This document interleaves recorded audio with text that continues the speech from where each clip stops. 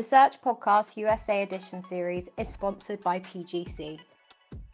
PGC are the longest serving employer of record in North America and can compliantly engage contractors across both the US and Canada on behalf of staffing and recruitment businesses. Our turnkey solution offers a unique access point to the largest staffing market in the world. To find out more, visit us at pgcgroup.com. Hi everybody, welcome back to another episode of the Search Podcast. I'm Elliott Manning, the Managing Director of Cayman Recruitment for the UK and US.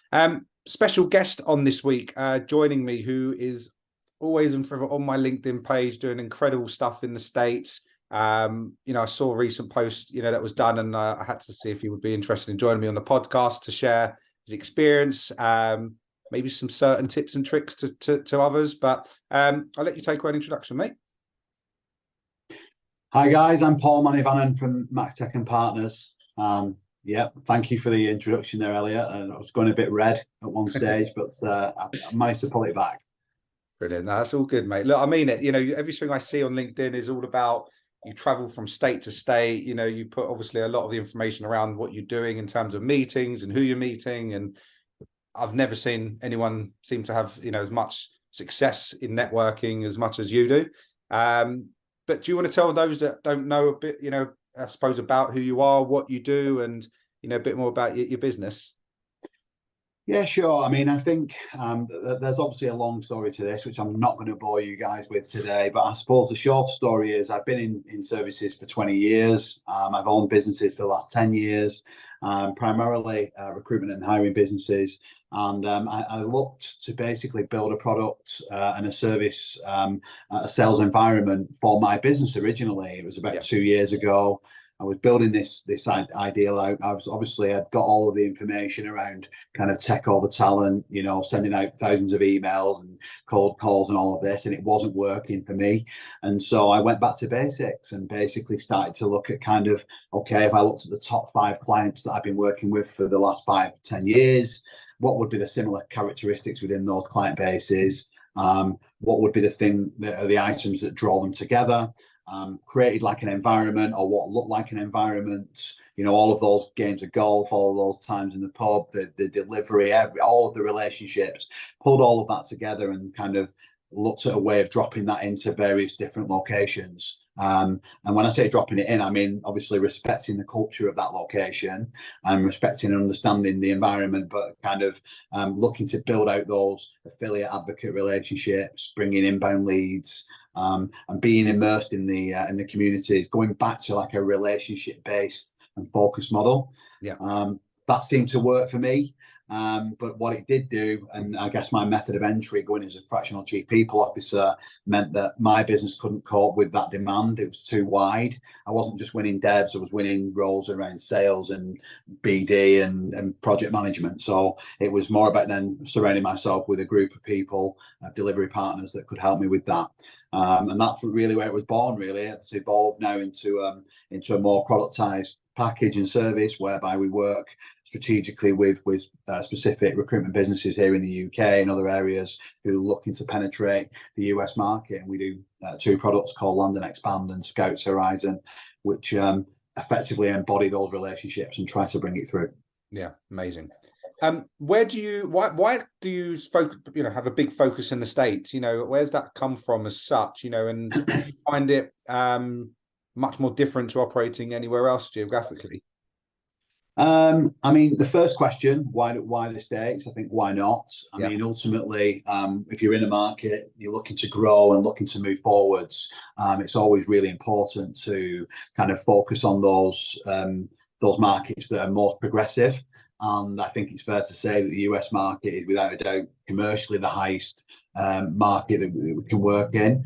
I think that's the main reason why we would obviously look at that market in the first place. Cool. Do you think that going to the US, meeting clients, people, networking face to face has been that different value offering that's made you really been able to achieve those things? Because a lot of people don't bother, a lot of people haven't tried to do it, or multiple different reasons. They do it on Zoom and think it's okay. But do you think that set you aside?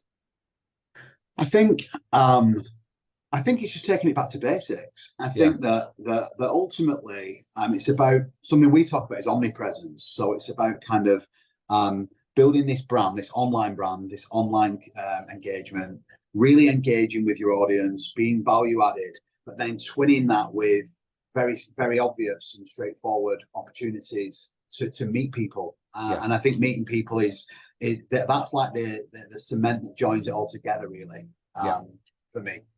Amazing, fun.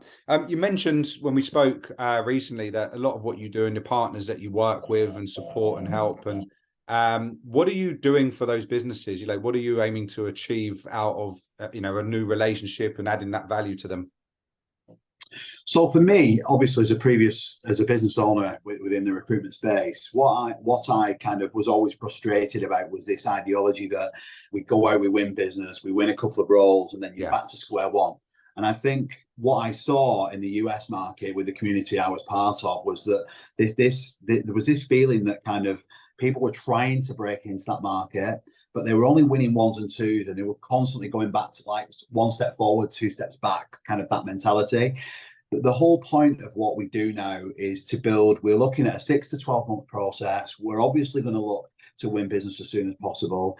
But the ideology here is that we build a community, you build an ecosystem and an environment for inbound leads, which provides a bona fide business, so that within that 6 to 12 months, what you've actually got is a bona fide business in the chosen state that you want to work within the specific market you're in.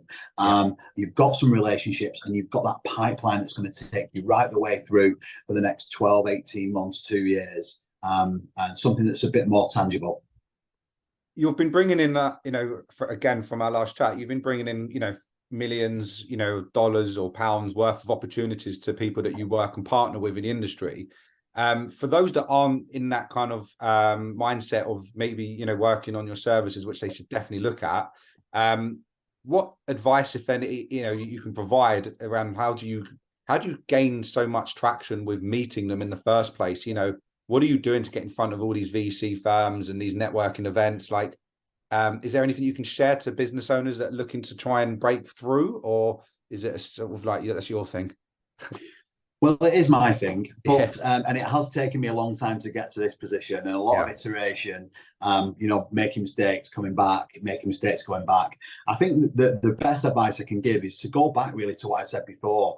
Think about what makes the best clients you've ever had. Think about what made those relationships so valuable, and focus on that. Because if you're going to work, and then the second part really is if you're going to go to the US, commit to the US. Like really commit to what to what you're doing. Because I think what I see a lot out there in the market is kind of people saying, we've tried the US, maybe we sent a few thousand emails or we made a few calls, or maybe another one is, we had a client who was based in the UK and then had an office in New York, so we tried it for a while. I think it's about the commitment piece. I think that if you look at life and we look at business in general, anything that we've ever committed to, that we're ever focused on, that we're ever pouring our energy into, has got a much higher chance of succeeding. And if you then overlay this mentality of, okay, what makes great business relationships, you're going to be partway there. The rest of that, I mean, there's lots of reasons why I managed to get into rooms where perhaps other people do, and maybe that's to do with personal branding, maybe it's to do with the way that I enter the market. And I don't obviously enter the market as a recruiter either, which I'm not a recruiter. So maybe that's the differentiator as well. Absolutely. And look, for those that aren't following you or looking at what you do on LinkedIn, just check out, all the activity, and, you put all the precise kind of numbers around, what you've done around everything to do with it. So really interesting, especially for those, in a market that can get a lot of value out of this. So what's the plan moving forward then? What are you, have your sights on in terms of moving forward? I mean, I think when I first started this, it was more of a labour of love, almost, really. It was just me trying to work out a way. I was trying to figure out a way to enter these US markets and to enter them with some real gusto. And it started in that way. But I think the success we've had this year in what's been generally a pretty bad year across the board for everybody. The successes we've had have kind of really inspired me to kind of push this on. And so we are looking to take on a handful of clients for the new year, and we're looking to build out the internal team here as well to deliver that, utilising obviously the playbook we've got. So we're looking to expand. We're looking to take on some more areas and some more land and expand plans in the US. Any location stateside that you think has got the best opportunity? Whether it's Texas, Florida, New York, which I know you've been to quite a lot. Is any areas that you prefer, or think that businesses should really look at and consider with a good network? Yeah, I mean, I think it always depends upon your skill sets and the way that you position, the work that you complete from a delivery point of view. But I mean, the base. I mean, I'm sure you can find a lot of this online as well. So hopefully, I'm not, sort of kind of, teaching anybody to suck eggs here. But from my point of view, obviously, you've got the main areas. You've got the East Coast in New York. You've got the West Coast and the Bay. They're obviously, they've been in and around forever. Austin is obviously would imagine is a few years sort of behind that in terms of maturity, but is obviously up and coming and is a wonderful area and was the area that I chose to work in first. Then outside of that, I think you've got a whole sort of cluster of up and coming areas from Miami to Tampa, North Carolina, Boston, Denver and Colorado. There's lots of these areas that are up and coming for various reasons, whether it be political, tax breaks reasons. There might be people that are moving out of large cities, but there's lots of these up and coming areas. Sure. Yeah, I mean, I completely agree. There's been lots of areas that are being looked at a lot more. Areas that are, more of an enjoyed state because of culture and probably weather. But I just try and say to everyone in the industry that are trying to move themselves over there, don't look at whether the sun's out all day and it become a lifestyle opportunity, I guess. But look at where the right network and community is. Also talent. Make sure that you've got surrounded talent with you. People think New York is saturated, but I think that's a great thing. And I actually really push for that because you've got too much talent that it's easier to kind of build your business with it. So that's kind of what I suggest. I don't know if you agree with that. Yeah, I completely agree. I mean, I have these conversations on a day-to-day basis with people who are saying, "I believe this place is better than this place," and I think that again, it comes back to where are you strong? Where is your niche? And I was speaking to a potential client this morning who is looking to maybe move to the East Coast and was talking about Miami and Tampa. But when you look at their background is working with enterprise fintech clients or banks even. And so for me, I was kind of saying, I understand that, that Miami's a really cool place and it is genuinely a very cool place, right? Great fun. Yeah. But the Miami market is probably a little bit immature for where you're aiming at. You're aiming at enterprise clients. So maybe think about perhaps North Carolina with one eye on New York for when that point bounces back again, because if you're going to need the big banks, you need to be closer to New York perhaps than Miami. So it's just kind of like understanding those demographics, understanding where it's hot. There's obviously a nice fintech hub growing in North Carolina, also in Boston. So if you're a fintech guy or gal and you want to kind of stay around that New York hub, then Boston or North Carolina are great places. It's just kind of understanding really that feel of where you want to be. But then once you're there or once you've decided, it's about that laser focus, that absolute laser focus and commitment to the community, the environment and everything, just to really kind of build that momentum that you need. I just wonder if you have any opinion on, why people don't open up enough in Chicago.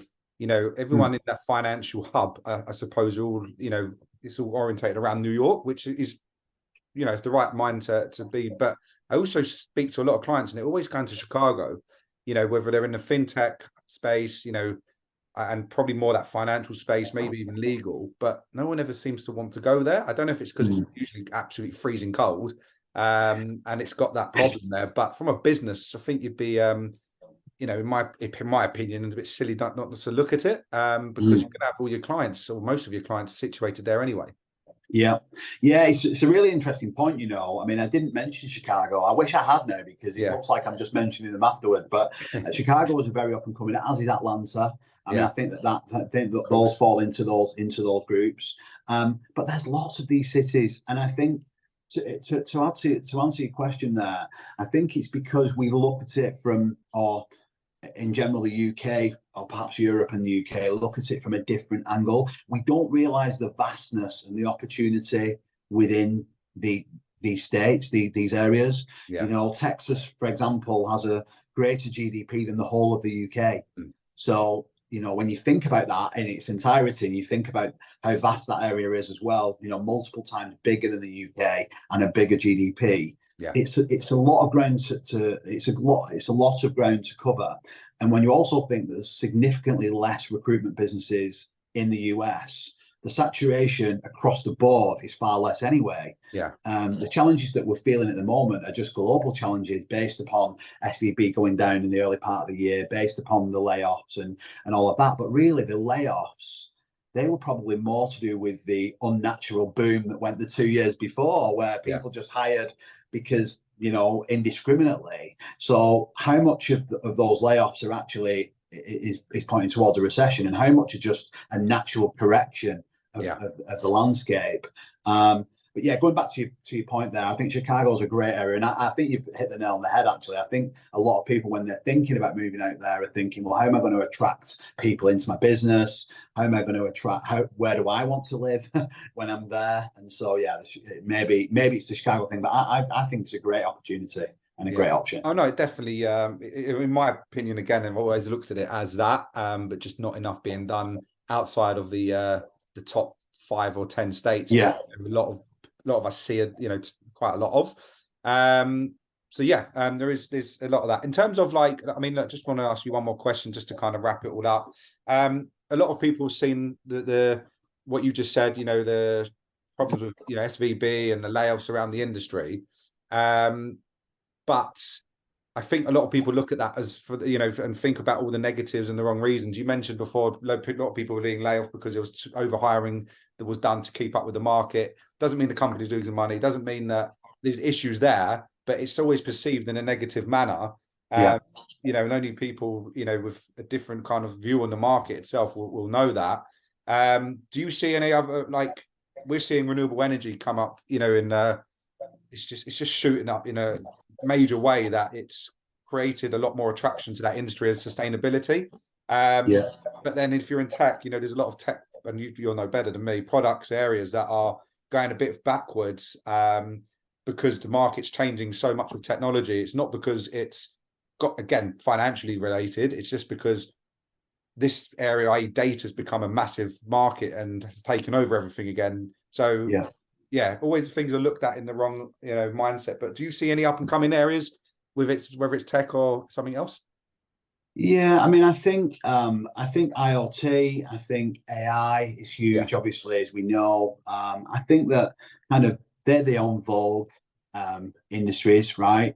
And I think that obviously the focus goes onto those industries when the money's not free flowing, when investors and VCs are not deploying as much capital.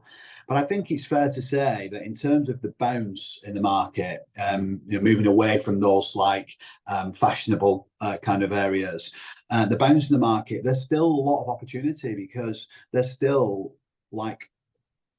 hundreds and hundreds of businesses, thousands of businesses globally that have got millions of dollars sat in the bank account that still have to hit a certain point, a certain revenue at a certain point in their journey in order to get the next round, the round B, Series B or Series C, whatever, wherever they're going to.